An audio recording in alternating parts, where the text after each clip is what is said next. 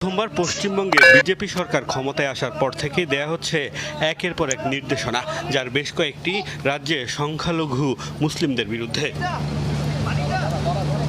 ঈদুল আজহার ঠিক আগে গত 13 মে জারি করা বিজ্ঞপ্তিতে পশু জবাইয়ে কড়াকড়ি আরোপ করে শুভেন্দু অধিকারীর সরকার, যাতে 1950 সালের পশ্চিমবঙ্গের পশু জবাই আইনের অধীনে ষাঁড়, বলদ, গরু, বাছুর জবাইয়ে ফিট সার্টিফিকেট নেওয়া বাধ্যতামূলক সহ দেয়া হয় একাধিক নির্দেশনা।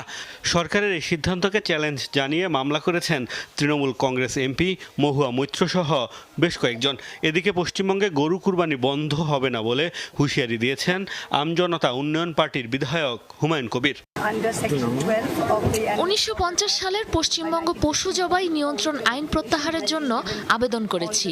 যেহেতু 27 বা 28 তারিখ ঈদুল আজহা অনুষ্ঠিত হওয়ার সম্ভাবনা রয়েছে, হাতে সময় কম, তাই দ্রুত আবেদনটি মঞ্জুরের জন্য অনুরোধ জানিয়েছি। সরকার আইন করে মুসলিমদের গরু খেতে নিষেধ করতেই পারে, তবে আমাদের কোরবানি বন্ধ হবে না। 1400 বছর ধরে যে রীতি চলে আসছে তা পৃথিবীর অস্তিত্ব থাকা পর্যন্ত চলবে। এদিকে